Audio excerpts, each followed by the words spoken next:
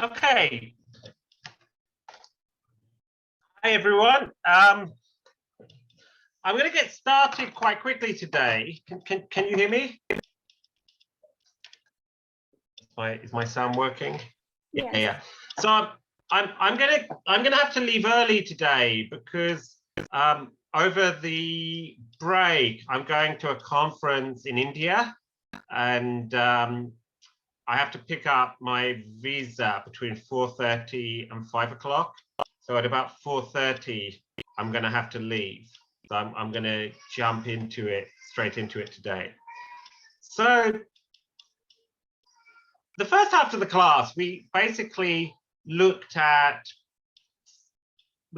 a bunch of stuff that I would say is like fairly classical philosophy of mind, the emergence of computationalism, which is the sort of governing ideology behind a lot of cognitive science.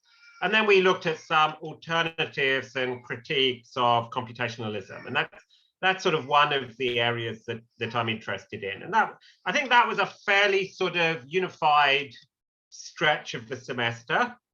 And that was supposed to be the first half of the semester. I spent a bit longer on that than I originally planned, but I think that's fine. We got through a bunch of stuff. The second half of the semester is a bit more random. Yeah, so in the second half of the semester, we're just basically looking at a bunch of areas in cognitive science that I think are interesting. So this second half of the semester is a bit like kind of meze. It's basically looking at a number of different areas in cognitive science that I find particularly interesting. And I think that I chose 3 areas. And I think what all of these areas have in common is that there are areas in which there's been quite a lot of interaction between philosophers and non-philosophers. Quite often people in psychology, but also in other disciplines.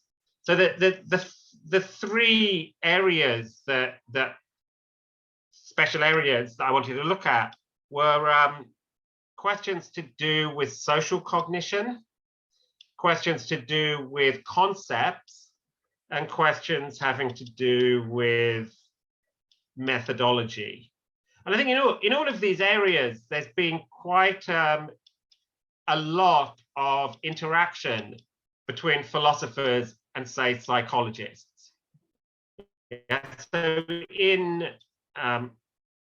the first thing, so we're going to kind of compress this because we're a little bit behind. I'm going to, instead of 4 weeks for these first 2 things, we've just got 2 weeks, but that's sort of fine. So today I want to start talking a bit about sellers.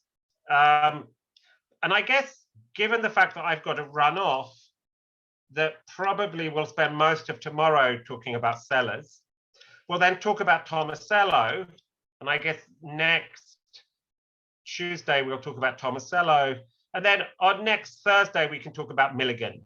And these are all people where there's this sort of interaction. So in social cognition, that there was a bunch of work. So there's been a lot of interaction between philosophy and developmental psychology. Yeah, so in the 1950s, we have sellers. And one of the questions that has been of interest to both philosophers and to empirical workers are notions of belief attribution, how we go about how we go about attributing beliefs to others. And Sellers, in this excerpt from his Empiricism and the Philosophy of Mind, offers there's a very famous discussion there where he has this idea of the myth of Jones. And he basically has the idea that the belief attribution, the concept of belief is basically a theoretical notion. Yeah, so we have when we attribute beliefs to others, we're basically we've got a theory that we're using to develop the concept of belief. Yeah, and this idea that the concept of belief is a theoretical term was then taken up in philosophy by some of Sellers's students. And so probably the most famous of Sellers's students is Paul Churchland, at least in cognitive science, who was this kind of defender of what's known as a limitive materialism. And that these people then talked about belief desire attribution in terms of folk psychology. It's a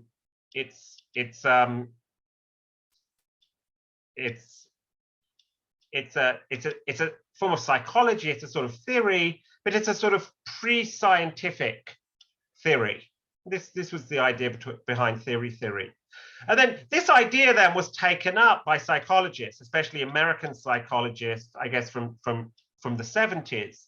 And these psychologists were influenced, first of all, by interaction with people like Sellers and people influenced by Sellers, but also they were influenced by work in the philosophy of science.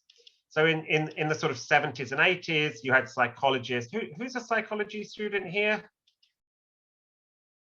So yeah, so in the kind of 70s and 80s, you had psychologists such as Alison Gopnik and Susan Carey, who basically had this idea that we can think of development as what happens in development is the child moves from one conceptual scheme to another. And these sort of conceptual schemes are best thought of as something like theories. And then we can understand infant development in terms of the move from one theory to another theory, from a less adequate theory to a more adequate theory. And so if we want to understand development, according to these terms, the most plausible way to go about it, or the best model we've got of the development of infants, is going to be the history of science. So in this history of science, we have one theory being replaced by another better theory, and we can understand what goes on in development in similar terms. As children develop, they replace kind of basic theories with more adequate theories. So this was a kind of very popular idea in the 80s. Alison Gopnik has a very well-known paper called The Infant as Scientist. And I think still today that many developmental psychologists, especially in America, do still keep the idea that at least that certain aspects of development are best understood in terms of the move from one theory to another, one conceptual scheme to another. So I was going to look at Sellers, and I was going to look a bit at some of Gopnik. So she's got some of, no, not Gopnik, of Carey, but we're not going to have time for that. Yeah, but I think Sellers, for those of you in psychology, it sort of lays the theoretical foundation for what became known as theory, the idea that the notion of a belief is basically a theoretical concept, yeah, as a sort of proto-scientific concept. And so we're going to look at Sellers. And for people who have this idea of development, having the idea of belief involves being able to pass the false belief test. So I guess if you're in psychology, you've heard of the false belief test. How do we attribute false belief to others? And once again, the notion of the false belief test is something that emerged through an interaction between philosophers and psychologists and cognitive scientists. So there was an article about whether chimpanzees have beliefs in brain and behavioral sciences. And actually, the idea of the false belief test was first put forward by Daniel Dennett in the comment to that article, where he suggested the idea as well. If you want to find out whether someone has false beliefs, then, or something, then can they pass the something like the false belief test? And then this sort of suggestion by a philosopher was then taken up by psychologists. So I think Joseph Perner was kind of, I think, the first person, or his lab was the first to kind of run the false belief test. And so the question of false beliefs and beliefs, there's been a very strong interaction between the philosophers and people outside philosophy.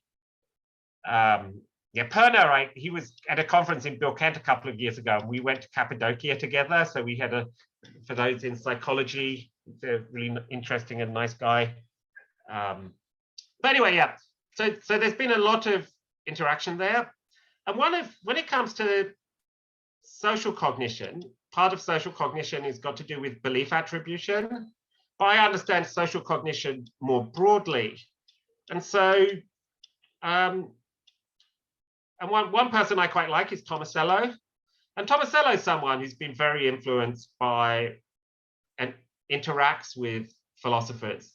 So, you know, his earlier work is very influenced by Wittgenstein and Wittgensteinian ideas about language and language acquisition for those interested in his sort of pragmatist account to language. He's very openly acknowledges the influence of Wittgenstein. And in his work on that we're going to look at a paper of his about the Vysotskyan intelligence hypothesis. There, he's interested in cooperation and cooperative activity. And this work on cooperation and cooperative activity, once again, draws very explicitly on philosophy. So there are a bunch of analytic philosophers in the 70s who were interested in what is it to do something together?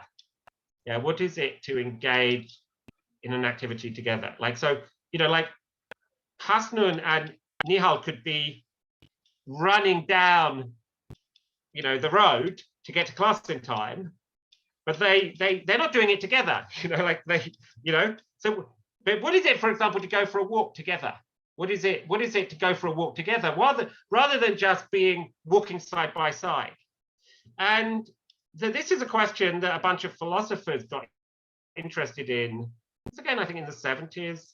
And they tried to come up with sort of a definition of what is it to do something together. So amongst the philosophers who kind of are really central in this, there's a woman called Margaret Gilbert, who's quite interesting.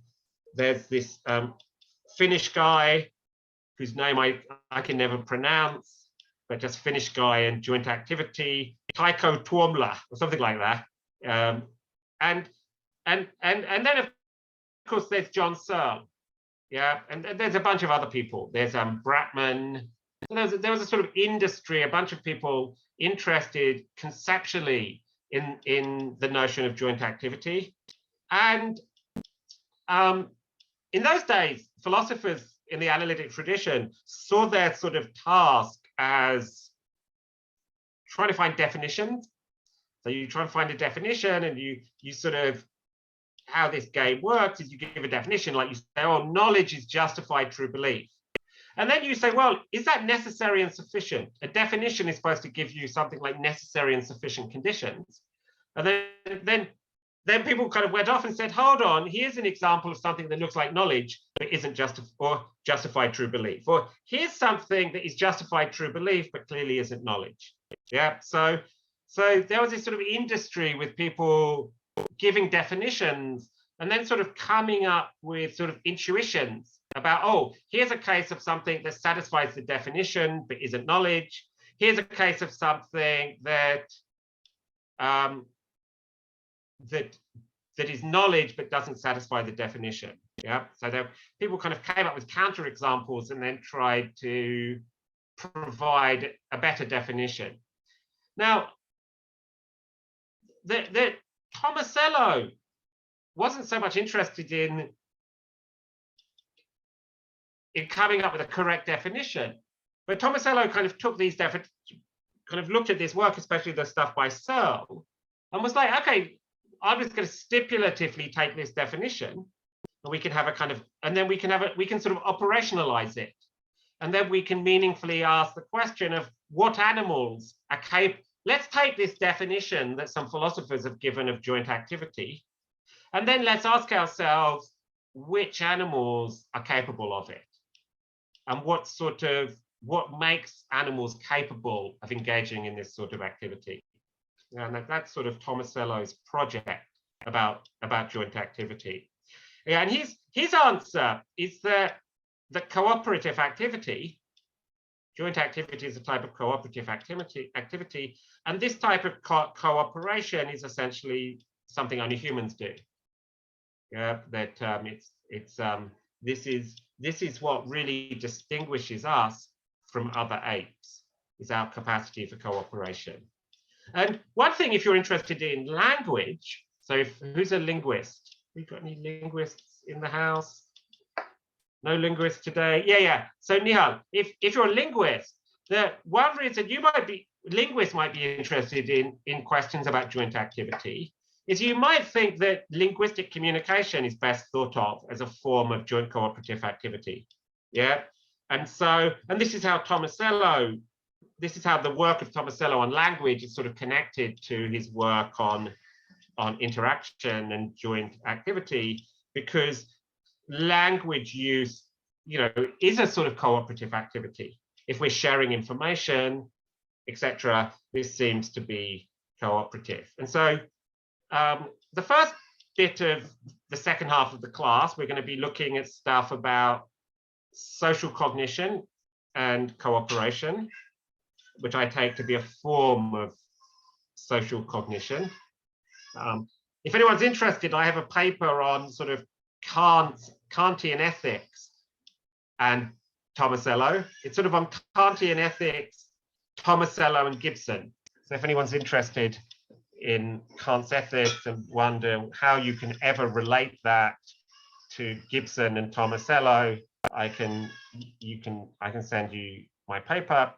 The second part of the class, another area in which there's been big interaction between, someone said, hey, 417. Hi, Ilbilim in the chat. It was when you asked the linguist. What's that? Okay. When you use the literal means linguistics. Yeah. I saw something in the chat and I was wondering. Yeah. Okay. So one area that I'm interested in and I've worked on, and I think it's an area in which there's really been a very productive relationship between philosophers and people outside philosophy, especially psychology and then linguistics, are questions to do with social cognition. That's one area. So that's the second area. It's got to do with work on concepts. And this, of course, is slightly linked to the previous one, because some of those interested.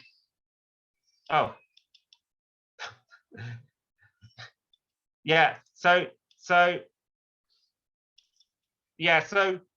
the second area that I'm sort of interested in cognitive science, where once again I think there's been a lot of productive interaction between philosophy and other disciplines, has got to do with concepts. And I mean, it used to be the case that classically that concepts were associated with definitions. So once you've got a concept, there's some definition that and that what a bachelor is an unmarried man. Yeah. And so for any sort of concept, you've got definitions. So you might say it's, well, somehow at the bottom, surely you've got some sort of primitive. So how does that work? I think the classical idea was that concepts are definable. And then there were sort of lots of attacks on this, that one sort of big move was coming from the work of the later Wittgenstein that introduced the idea of family resemblance. And so there are a bunch of psychologists in the 60s, 70s, who were kind of influenced by Wittgenstein and developed views of concepts and categorization that got rid of the idea of strict definitions. So you had the emergence of what's known as sort of prototype theory and the like. That's one area I'm sort of interested in. We're not going to look at that. Another sort of area, though, where there was influence between theories of concepts understood by psychologists and philosophy, it's been influenced by Kripke.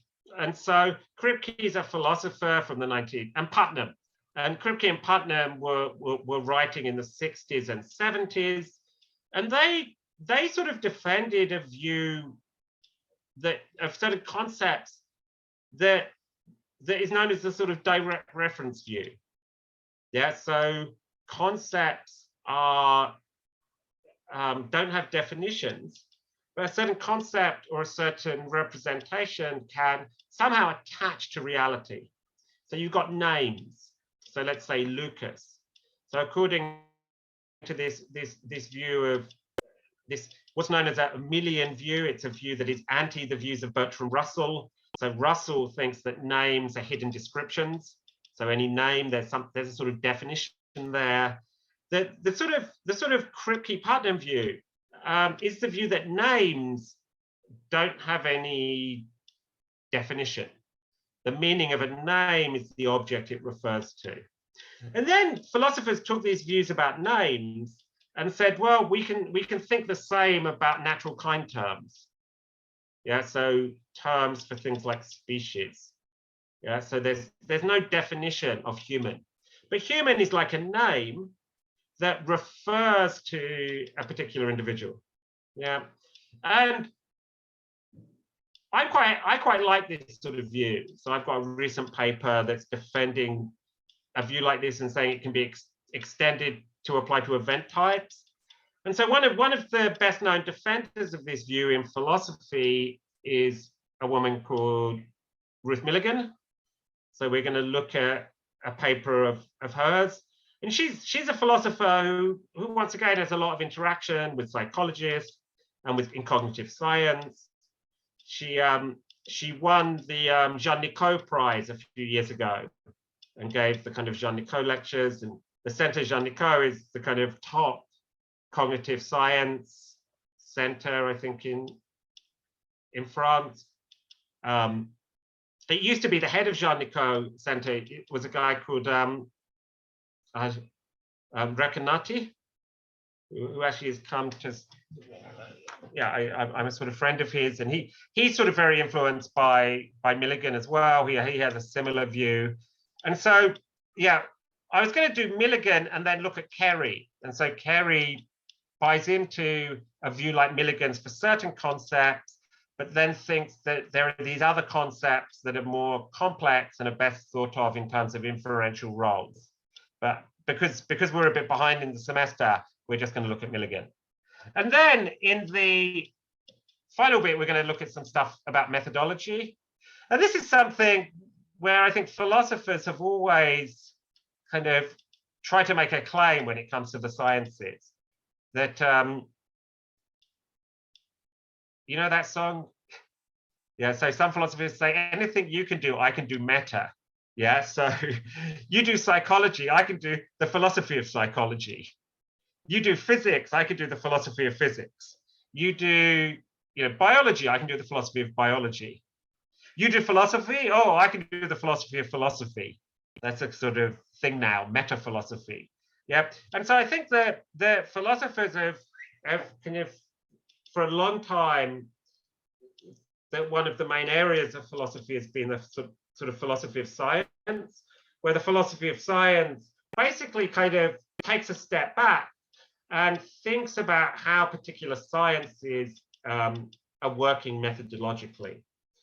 In the 1930s, you had this kind of, with the rise of logical positivism, you had a sort of dictatorial view of philosophy. It was like, well, the philosopher can stand back and can tell the scientists when they're getting it wrong.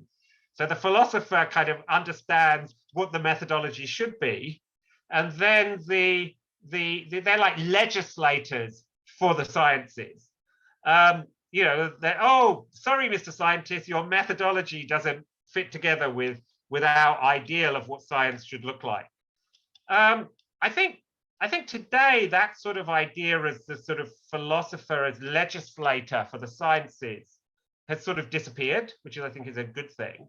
But I think philosophers, this is one area where there has been this, I think, healthy interaction between philosophy and other disciplines is the sort of thinking about what's going on methodologically within these special disciplines.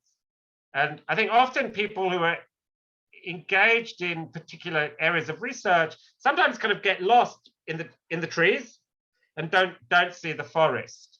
Yeah, so I think one sort of thing philosophy can do is stand back and think about the kind of presuppositions and the sort of methodological ideas in scientific practice. So the final bit of the class, I wanted to look at some things about methodology and sort of big picture stuff. And I think I chose fairly randomly. I think kind of some of the things that are quite trendy now or quite in cognitive science are in general this sort of Bayesian approach, and in particular a sort of Bayesianism that's committed to thinking of things in terms of predictive processing. So that's what I'm trying to explain what's coming up in for the rest of the semester. So tomorrow we're gonna, because I've got to run now, I need to go to the embassy. Tomorrow I want you to have read Empiricism and the Philosophy of Mind. And Sellers is one of my, I think one of my favorite sort of post-war, you could say, analytic philosophers.